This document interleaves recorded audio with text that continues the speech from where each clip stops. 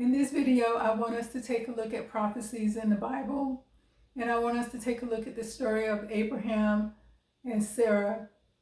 God made a covenant with Abraham and Sarah that Abraham would be the father of many nations, and Sarah would be the one who has that child. Because they was without kids, Sarah did not believe that she would be able to mother a child to Abraham. So she felt, after they waited so long, nothing ever happened. She took it upon herself to have her husband sleep with her maid Hagar, because she felt, well, maybe it's not going to be my child, but the child of my maid that will help fulfill this prophecy. So once Abraham slept with Hagar, she did become pregnant.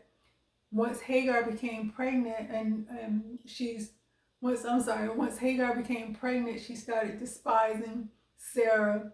So Sarah then started being harsh on her. Hagar ran away. While she was out there, an angel of the Lord came to her and was like, where are you doing? Where are you going? You're pregnant. You're gonna name your child Ishmael. And then he also gave her a prophecy about the type of person Ishmael was going to be. And this is in Genesis 16:12, and this is the ESV version. He shall be a wild donkey of a man, his hand against everyone, and everyone's hand against him. And he shall dwell over against all his kinsmen. So that's a prophecy that was made about the character of Ishmael, who he's going to be. And then once Hagar did give birth to Ishmael, God then reestablished his covenant that he originally made with Abraham, letting him know. And at this time, he actually changed their name from Abram and Sarai to Abraham and Sarah. And so he told them, the child I'm speaking about is not Ishmael. It's going to be a child that you're going to have with your wife, Sarah, and you're going to name him Isaac. And that you're going to be the father of many nations, and Sarah is going to be a mother of many nations. And that she's going to, her descendants are going to be kings. And then he also gave another prophecy to Abraham about Ishmael, saying that he's going to have 12 sons, and they're going to be princes of many nations. And so looking at this prophecy and looking at everything that's going on now with Israel and Hamas and over in that area, I feel, and a lot of other people feel, that these are the two brothers fighting against each other still. And when you look at things like that, if it's true prophecy, if this is what's really going on as far as the Bible, talking about the two nations that's going to be fighting against each other, there's nothing really we can do about it other than let it play out. And the reason I say that, because I did make another video and I was like, I'm on God's side. Of course, being a Christian, I am on Israel's side. Not saying that I agree with everything that's being done, but how can I not be on Israel's side and still call myself a Christian? Because those are God's people, the ones, if you follow the lineage, it comes from that covenant that he made with Abraham and Sarah. And then also, like I said, I don't agree with everything that's going on over there, but I don't know everything that's going on over there. They're saying it's about land. They're saying it's not about land. But the land that I'm familiar with is the one that God promised his people that they would have, once they make it to the promised land. And I know that he included Judah, which is now Judea, and Jerusalem. That's what he said. He set aside for himself, for his people. And then the king that is supposed to come back and rule over that area, according to the Bible, is Jesus. So that's my stand. So that's why I say I'm on God's side. And at the same time, there's, as a Christian, we're fighting against evil And I'm not saying all Muslim people or all Arab people are evil people. I'm not saying that. But there are terrorists out there. There are extremists out there who's only focusing on killing people. And so if this is a prophecy that that his descendants always gonna have a issue, even if they gave Palestine a state, will that actually settle it? Will that actually make everything okay? And then another reason is like, I'm looking at what's actually going on in the world as far as other people who saying that they stand, what side they stand on.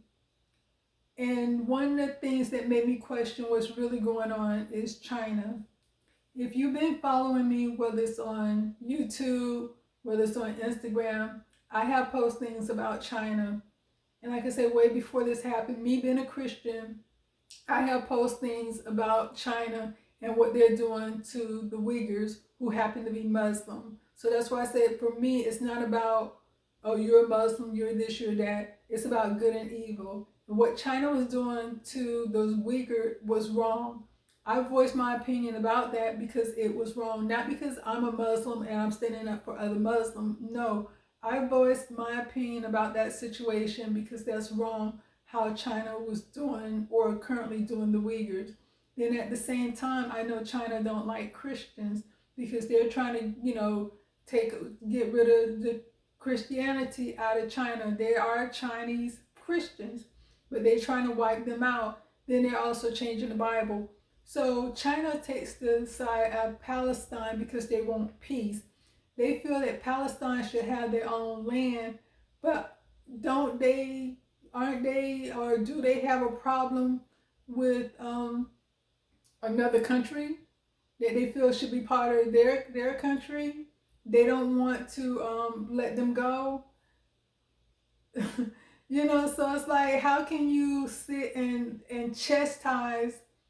That's what it's just a lot of hypocrisy in this whole situation with everyone taking sides. Because how can you say you feel that these people, and I'm not saying they shouldn't have land, I'm not saying that's not what I'm saying. But how can you, as a person who's controlling your people to the point that they don't have any freedom, but then you come and say it's a shame what's going on with Israel because they're not giving Palestine freedom? Shouldn't you take care of what's going on in your country first? So it's a lot of things that that's going on that makes me sit back and say, okay, what's really going on? What's really behind the scene? How did this actually get started?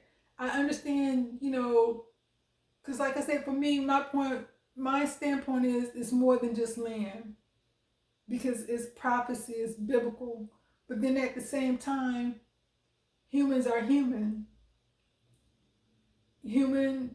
Things go on and stuff like that. So it's just a lot that's going on. My stance is still the same. I'm still on God's side. I'm still standing behind, people right to defend themselves. A lot of things I don't like going on because it's children dying. Children don't have any choice as far as what side of the border they're born on. They don't have any choice in that, but at the same time, they're still dying. They can't get humanitarian needs to them. They can't get water. They can't get all that going on. But at the same time, I can't be 100% mad at Israel because they were attacked. If you have a problem with a group of people, go to their government. But why rape and kill innocent citizens that have nothing to do with the issue?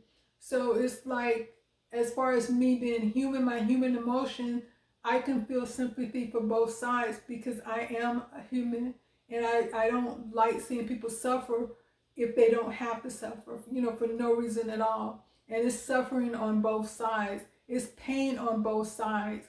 I can look past my pain at other people's pain and still understand that, a lot of people in Israel, they have family members that have been killed. Then they have family members that have been kidnapped and they don't know what's going on with them. Then on the other side, like I said, there's innocent people. There's mothers who has, you know, kids that has been killed, and family members missing, and things like that, and they can't get across the border. There's no safety for them. So I will, you know, I will, and I do pray for Jerusalem. I do pray for peace in that area, but at the same time, that's in God's hand, how everything is going to turn out, because He knows everyone's heart. He knows what's really going on. He knows the whole everything that's taking place, because it just don't make any sense for why all of a sudden China want to stand for Palestine when it has problems with its Muslims and Christians in its own country, when it, you know, when they want to actually change the Bible and say that Jesus threw stones at the woman for committing adultery. You're changing the whole Bible around, so you're straight up going against God. So, you know, I will leave everything in the description box.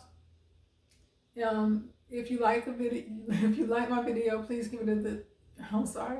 If you like my video, please give it a thumbs up and share. Peace.